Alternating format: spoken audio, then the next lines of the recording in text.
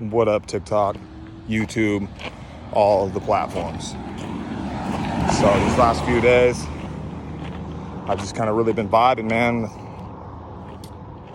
with my life, with my past mistakes, my failures, my successes, the mournings of the human beings that I've lost that were very important to me, the trauma, the domestic violence, the drug addiction, the alcoholism, the manipulation, the fucking narcissistic people in my life, people that are so uneducated trying to educate me. And that's authentic, you know? I smoke cigarettes. Yeah, that just happened. You know how many people that judge me for that? You know how many people judged me growing up because my parents smoked cigarettes? You know, and somehow or another, I was always able to like kind of just connect the dots. And I knew how to submit. And I knew how to be a different person for different people. Like, oh, this person won't accept me if they know my parents smoke. So I better put my clothes at my grandparents' house and down the street and wash them. That way I don't smell a certain way. That way they'll accept me. Well, I very quickly realized that those are low caliber human beings, surface level, that are really dealing with more issues than me. So life moves on. All good. Grow up. And, you know, I kind of lost my train of thought right now because I'm trying to spice up these videos, trying to make them all dialed. And that's not what they want. They want this. They want me, you know, the videos, they need authentic, real life grit that's actually occurred. So here we go. My name is Jeff. Well, my name is Yef, is what I meant to say. But I go by Jeff. Maiden name, Jeffrey Scott Barker. Born in Indiana, Anderson, Indiana. June 30th, 1987. I'm a Cancer. I'm a country boy. I was a daddy's boy until my mom and dad split up and we ended up moving to Oregon. And therefore I didn't have a father for the duration. I'm an alcoholic. I've been involved in domestic violence with three of the women that I've been involved with. I take full responsibility for what I know I did wrong, and that was put my hands on those women. No, I didn't punch any women in the face, but I would get controlling because I thought I knew what was right, and I thought I had the authority over these human beings, which is not. That's inaccurate. It took me a long time to figure that out. You know, fast forward.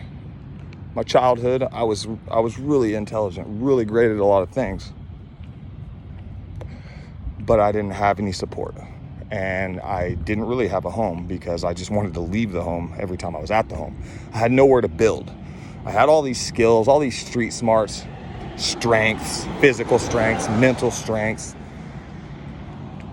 And I guess when you have those and they get left stagnant, they turn into weaknesses. They turn into insecurities because then you second guess, do I really possess these attributes or am I just a narcissistic, lying, vindictive fucking alcoholic like the people who are raising me?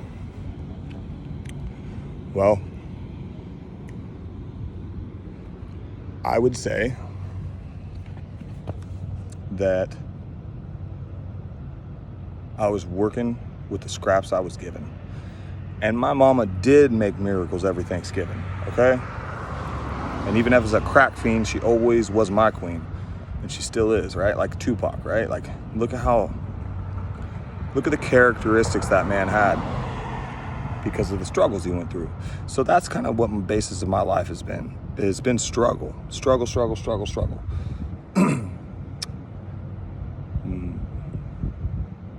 So through my struggle, I've gained some strengths and some characteristics like perseverance, loyalty, trust, you know, street smarts galore. I'm very, very, very empathetic. I'm not sympathetic. I don't feel sorry for people too often. I mean, there's some people, some moments that I do feel sorry, but I see past the pain because that pain was necessary to get me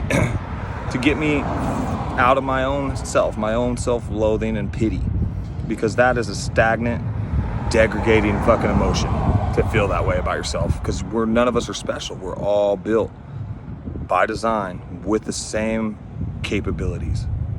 Different obstacles, same capabilities. Because what if we were all the same? That wouldn't add up, would it? It would be like my wife would be just like me. That would be creepy.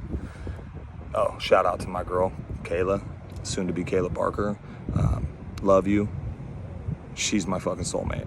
And it took me my whole life. I'm 35 years old to discover that. And she found me at a low. I'm at a low. I'm laid off. I'm a union iron worker. I erect steel. I'm very good at it. I make decent money, $100,000 a year. But but I sacrificed my role as a fucking father in that house for money because I thought that's what I needed, because that's what society says. And I was just, product of our environment, right? Unfortunately, the United States of America is a very greedy, judgmental, judicial nightmare, and racist ass judicial nightmare as well. And I was raised with some prejudice in my heart, not because my mom was racist or hated black people or Mexican people. It was because of what was going on around us in our communities. And black people hated white people, and Mexican people, if I dated a Mexican girl, wanted to kick my ass. And it's just like, I was confused. I was cool with everybody, I thought. So this is kind of going all over the place. But the moral of the story is I want to start a podcast, man. I don't know what it's going to be called. I'm just throwing this out here on the universal atmosphere, man. Like, I'm letting the uni take control of this. I want positive vibrations. I understand the law of vibration. I understand the law of frequency, the law of attraction. I understand that we're all in God mode or we're in hell. So, and if you're in the middle of the two and you're having a hard time being decisive, and you don't know that intellectually you are your own God. You are your own human being, and you have the strength and the capacity to fucking climb and move mountains. I mean, look at us. Look at all the things. Look at Elon Musk, man. Like, look at Thomas Edison. Look at Einstein, Carnegie.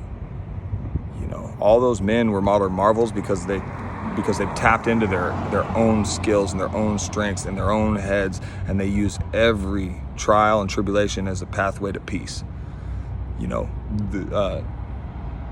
It's called success through failure. They grew up watching people fail. They grew up watching addiction. They grew up in the Great Depression, and they studied each other. And they're like, hold up. We have what it takes. They prayed to their God. And that's another thing. The religion and the political views that are dividing us. Divided we fall, united we stand.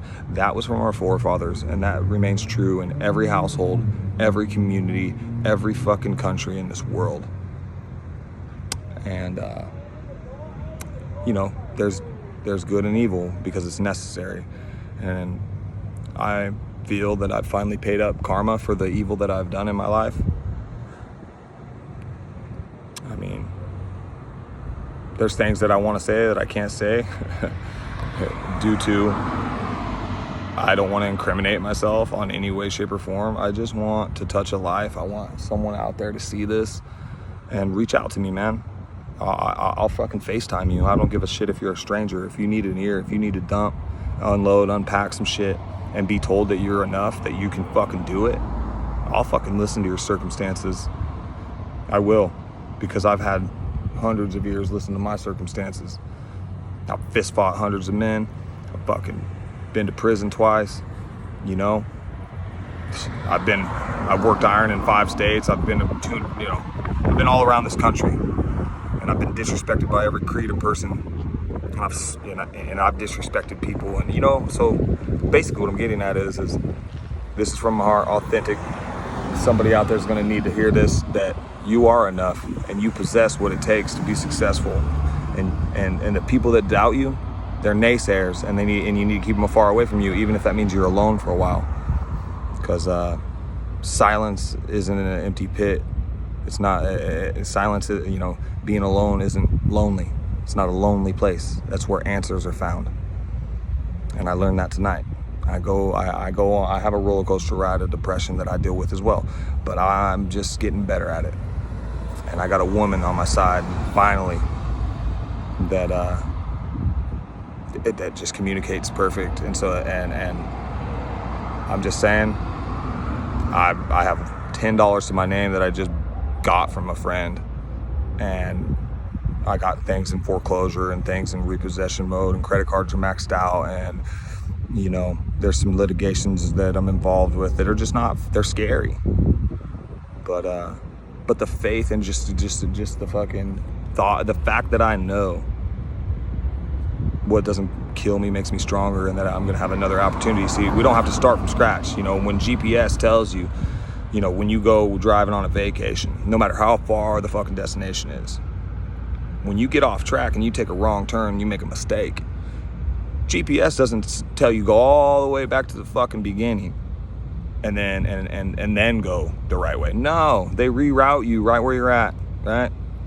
I take that as an analogy that says, well, that's God's plan spiritually. GPS, God's plan spiritually. We're on God's plan, okay? We're on God mode, God's beat, God's time. Whatever God you believe in. So take that. I'm gonna leave you with that. If you made a wrong turn, or 2 or 3 or 4, you're still fucking however many years into the race. Reroute yourself, man. Reprogram your mind, and you'll be fine. Stay up, stay blessed. Pacific Northwest, beautiful place. I hope we can fix the human beings. But yep, got some riffraff right behind me here because I took a walk tonight because my damn dogs were shitting and pissing. They ain't even my dogs. I'm taking care of someone else's dogs. They're tearing shit up. My kid's grounded. Life, man. Nobody's perfect, but nobody's worthless either. And that's facts. Stay blessed, y'all.